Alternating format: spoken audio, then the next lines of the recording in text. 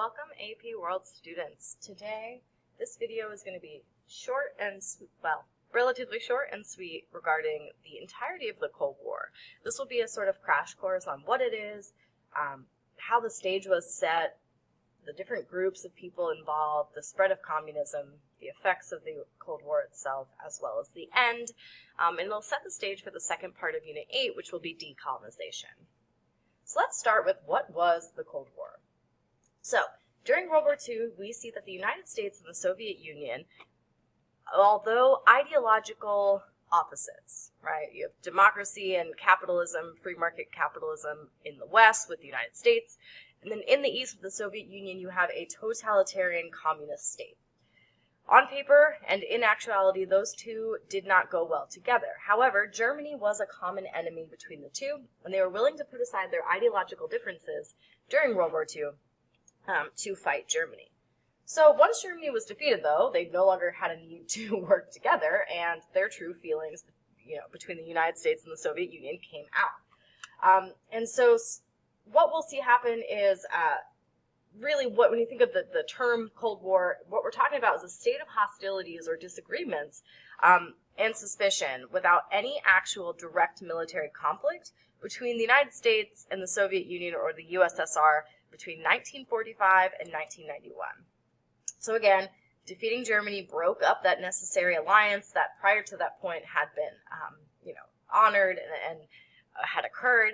And what we see happen as a result of that no longer, that gone need of needing to work together is a lot of broken promises between the two. One of the most significant, though, was that the Soviets had promised at the end of World War II to allow for free elections in areas of Europe that the Allied powers had liberated from Germany. So thinking of Poland, parts of the Slavic countries in the Balkan region. However, the Soviet Union did not allow that. They actually ended up absorbing and essentially establishing control over those regions as satellite states, and they put Soviet-friendly communists in power all over Eastern Europe. In addition to that, they failed to join a system that would have that did create the International Monetary Fund, and essentially they just did not get along and did not support the initiatives, the global initiatives that were being led by the United States. So setting the stage, when you think about why, so yeah, sure, Germany is no longer the common enemy, but why do we see this happen? Well, the two big things are technological and economic gains that that happened, I should say, during World War II by the victorious nations. It really shifts the global balance of power. So we had known that after World War I, the United States sort of rose from the ashes on the west side as the superpower and Japan on the east. However, with the United States getting the technology for an atomic bomb, and then not only having the technology, but using it in Japan on Hiroshima and Nagasaki, the world is rattled. In this case, the Soviet Union will look to get their own atomic weapon to compete with the United States. So hang on to that thought, and we'll revisit it in just a moment. In addition to that, what we're going to see is the fall of the West. And I put the West in quotes because we're talking particularly since the industrial unit, we've been talking about Western Europe becoming a sort of powerhouse for economic developments and innovations. They will really, at this point, collapse. Now, not to oblivion, all of those countries still exist, but they collapse as being the leaders of economic and political, global affairs.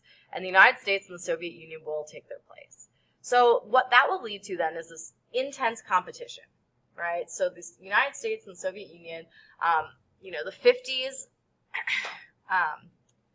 let me start by saying the traditional power in Europe was gone. We're going to talk about the decolonization movements, and so a lot of cases, wars for independence are happening, and that's kind of why France and Great Britain, those traditional power seats in Europe are fading. And then Europe is actually having to rebuild for a second time, because a majority of the fighting happens in World War II in Europe. And so they're also looking to outside power and money to help rebuild. So most of Western Europe looks to the United States through the Marshall Plan, whereas the Soviet Union refuses to support the plan and will, give their own money to the Eastern European states that will fall under their control. So this essentially divides Europe into two armed camps, communist and non-communist. Arms race will start, right? Again, the moment the atomic bomb is dropped, the Soviets are trying to catch up. So the 1940s are dominated by the Soviet attempt to develop the same technology. The 50s by developing intercontinental ballistic missiles on both sides, which essentially is the firepower to reach continents. So the United States and the Soviets in the 50s are trying to develop these far-reaching nuclear weapons. And then in the 60s, both are trying to accumulate as many weapons as possible. And you're also seeing the concurrent space race with Russia to space first, but the United States placing a person on the moon first. Now, there's this idea of containment. This was the United States plan. The United States looked at their goal and their biggest foreign policy effort was to contain the spread of communism, whereas the complete opposite of the Soviet Union was to spread communism. So everything we're going to talk about through the Cold War comes from this foundational policy of containment from the perspective of the United States.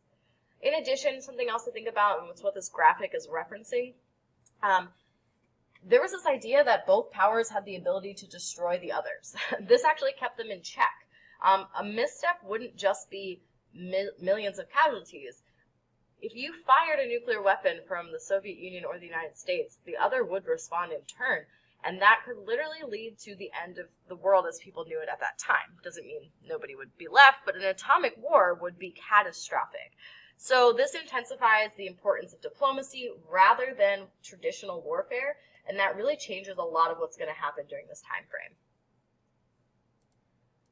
So the global balance of economic and political power shifted during World War II. This is kind of very similar, but instead of talking specifically about economics and technology, we're now looking at political power as well.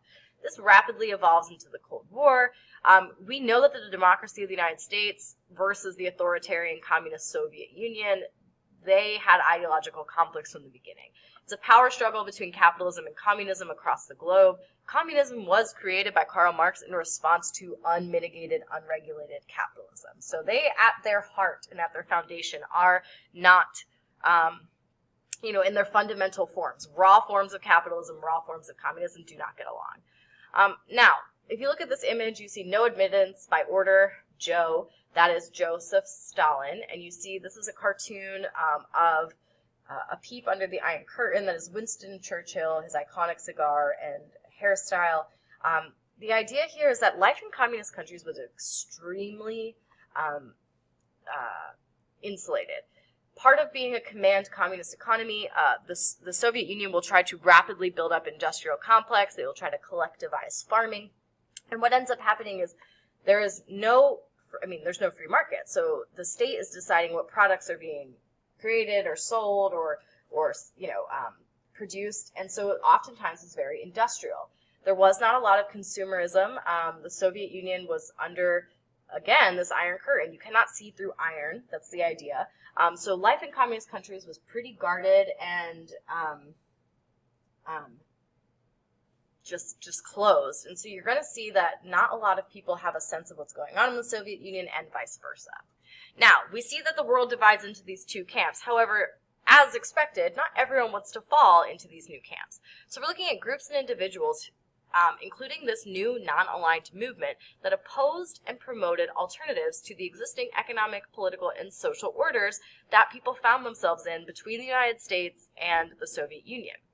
So people were arguing at this time that this is neocolonialism. We're going to talk again about these decolonization movements and efforts across predominantly Africa and Asia, and the successes of those countries in expelling foreign influence. So part of this non-aligned movement comes from the recognition that the Cold War is just a new form of colonial control. Instead of having conquest and, a European power sitting in your country trying to control it, what you have is this influence from the United States pushing you to be capitalist or democratic, or the influence from the Soviet Union pushing you to be communist.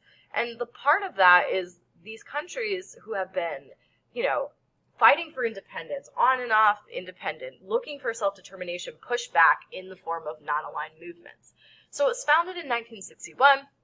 You see that the leaders of India, Egypt, Ghana, and Yugoslavia, all relatively newly independent countries within the century. Not that they've never been independent before, but you're seeing with, a lot of these countries were able to push out their conquerors this time, and they aligned by being non-aligned. They did not want to fall into the two camps. So it was kind of seen as this middle course of action for states who were developing, who were trying to get their footing in this global world, and who don't want to be under the influence of the United States or the Soviets. Now, that's not to say that none of these countries tried to pursue democracy or communism, but they wanted to do it on their own terms. So the Havana Declaration of 1979 by Fidel Castro from Cuba, and if you're familiar with the Castros, they were a communist power that came to power in Cuba and fought against government that was really exploited the people. So they were very clear that the purpose was to allow the autonomy of countries, meaning the independence of countries, something that was promised after World War I and never came true. And so then between that time, you see that people and countries across the globe took it for themselves. After World War II, these countries were fed up being part of this, European or United States or Soviet effort, and a lot of them fought back. Now, with that being said, we see a huge spread of communism after 1900, right? So in 1912, we know that the Qing dynasty falls, there was an overthrow, and this leads to a power struggle between communists and democratic parties of China. But then we know that they kind of band together through World War II to fight off Japanese aggression during that time frame. And what you see happen, though, is as a result of that aggression, the Chinese communists seized power after some internal fighting and after World War II. And these changes in China led to a communist revolution. So Mao Zedong will become the chairman of the Communist Party in China, and he will essentially first align himself with the Soviet Union, be allied, and sort of try to learn from them. So Stalin will introduce the 5-year plan to China, and Mao will put that into place. And this is essentially, as we know, a Soviet plan that their first plan didn't really work, but in China it actually worked very well. It stressed super fast industrial development, and it was very successful with Soviet assistance. So shortly after the second 5-year plan began in 1958, Mao wanted his own version, and so he introduced the Great Leap Forward. His specific Great Leap Forward ended up conflicting with what the Soviets had put into place for their second plan, which ended up leading to the failure of the Soviet assistance, and they actually pulled all of their aid in 1960. So the Soviet Union and the Chinese communists were not necessarily by 1960 great pals. Now, they were aligned because they both were communists. Again, in a Cold War context, they were much more likely to be friendly with one another than China and the United States at this point. But what you see is that the Great Leap Forward essentially was an attempt to organize the vast population, particularly large-scale rural communities. They ended up essentially collectivizing to try to meet China's industrial and agricultural problems. The Chinese hoped to develop very labor-intensive methods that would emphasize human power rather than machines and capital expenditure. And it was hoped that by relying on their vast population, the country could bypass the slow process of industrialization. And they thought that they would be able to accumulate capital and then just purchase heavy machinery rather than building that infrastructure themselves. The Great Leap Forward was sort of symbolized by developing small steel furnaces in backyards and villages that were intended to help independently accelerate industrialization. However, these collectivization farms, as we know from other, those Soviets who tried it, are extremely unsuccessful and inefficient. And what it ends up doing is it diverts farm labor to small-scale industry, it disrupts China's agricultural developments, and there is also paired with, unfortunately, 3 years of natural disaster, and then it ended up being a national famine. And about 20 million people are estimated to have died of starvation between 1959 and 1962 because of how inefficient that plan was. All of that to say, communism still spreads. So this map shows you across the globe all of these countries where communism really spreads. So you're looking at Central and South America, parts of Africa, and parts of Asia. And so communism and socialism spread to newly independent and decolonized states. And what we see as a result of that is these new countries, or new leaders of countries, taking the land for the state and then trying to redistribute it amongst others. So we're going to look very briefly, because we're going to talk about Vietnam in the proxy war as well, but under Ho Chi Minh, we will see that there is a communist revolution for Vietnamese independence. And part of that plan, Ho Chi Minh ended up doing land reforms. And the biggest piece of this, it was modeled after the plan, the Great Leap Forward and the 5-year plans from China and Soviet Union. And it aimed to seize private property and wealth from landowners in order to redistribute it among the peasant class before moving towards a broader model of collective farming. So these were carried out by different people from the Communist Party in Vietnam, who would typically arrive, who would seize the land and then redistribute it. The goal was to identify people who profited off the labors of others, and then stop that from happening. So we see that there was significant land distribution. About 37% of arable land in northern provinces ended up being split between about 2 million families. That wasn't the end of the reform, though. The government continued by implementing a plan for collectivized farming, which then took that land back from the families and created a communist bureaucratic system of labor. So this new structure involved cooperatives or organized groups that paid workers based on a point system, which points are not, they didn't really get you anything. And so that ultimately failed to improve agricultural production because there was less incentive, and then it actually caused decline that led to food shortages. So you should sort of see a theme. But you're also going to see communism spread with the Castros to Cuba, and we're going to talk about different influence in the decolonization movement in parts of Africa and Asia as well. So when we look at some effects of the Cold War, some of the biggest ones were these new military alliances. We know that World War I and II started because of these alliances, or because of military alliances, but now we see that there's a new type. So we see NATO and the Warsaw Pact, NATO being the democratic states, the capitalist states of the West, and the Warsaw Pact being the Soviet communist states of the East. So that is one piece of the Cold War that happens. The second is nuclear proliferation, or the spread of nuclear weapons, followed by proxy wars between and within post-colonial states in Latin America, Africa, and Asia. So we're going to talk about those in depth in a slide or two, but you're also seeing growth of international organizations like the United Nations coming to be and really taking root and digging in. We're also seeing nuclear proliferation, as I said, and these are a list of countries who will get nuclear weapons at this time. So proxy war, I'm going to go over this pretty quickly. The Vietnam War is going to be, essentially, it starts with Vietnamese independence from the French, led by Ho Chi Minh, who was a communist. What you see is the French try to fight back, retain their control. They fail. So the loss of the French colony means the end of about 100 years of French colonial control. The United States immediately fills the gap. Remember containment. They want to contain the communist influence at this time frame. So the Vietnam War was long, costly, divisive. The United States will have extreme challenges at home in support or not supporting the Vietnam War. And again, it's coming from the point of the United States trying to fight Soviet and communist influence in the world. So the Vietnam War will start in 1954, like the United States' early involvement, and will go into the 70s. But this is a non-direct conflict between the United States and the Soviets. The Soviets and communism are backing Ho Chi Minh, but the United States is fighting the North Vietnamese soldiers, but they are arguing that they're supporting South Vietnamese independence. So the end of the Cold War.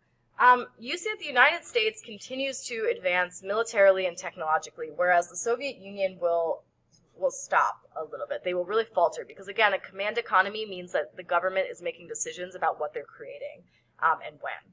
In addition, the Soviet Union will try to prop up a communist government in Afghanistan and will try to fight anti-communist troops, in which they will fail, and it's very expensive and very deadly and does a lot to really batter the domestic support of the Soviet Union. The United States will support the anti-communist side of Afghanistan. And you also see public discontent as well as economic weakness in communist countries that will lead to the end of the Cold War as well as the collapse of the Soviet Union. Especially, as we'll see, there will be some opening up of those, that really closed country, and people will start to see the consumer goods that exist in non-communist countries, and will start really calling for that. The United States will become way more aggressive under Reagan. He will create a new arms race. His goal is to stamp out communism. The United States will enter affairs of Latin America and other places to actively discourage communist governments. There's a lot of, intense discussion about that even now, the validity, and so it's a far-reaching occurrence. You'll see that dissident movements as well as nationalism will continue in the Soviet Union during this time frame. You will see countries wanting to get their independence from the Soviets.